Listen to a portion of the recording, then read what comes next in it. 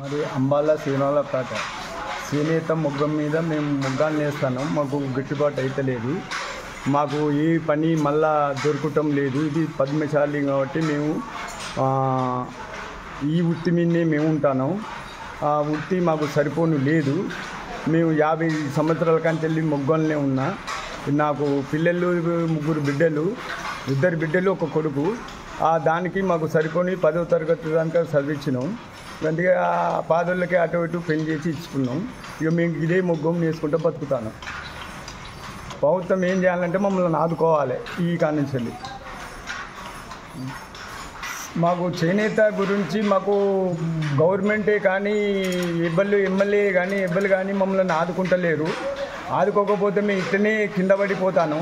మాకు ఇప్పుడు ఏం సాయం చేస్తారన్నది ఈ ప్రభుత్వం వచ్చి సాయం చేస్తా అంటుంది, ఆ ప్రభుత్వం వచ్చి సాయం చేస్తా అంటుంది. ఇంతవరకు ఎవరు చేసేటోళ్ళు లేరు. మేము 50 ఏళ్ళే మొగ్గం వేయబట్టి ఇంతే సంగతులు మావి.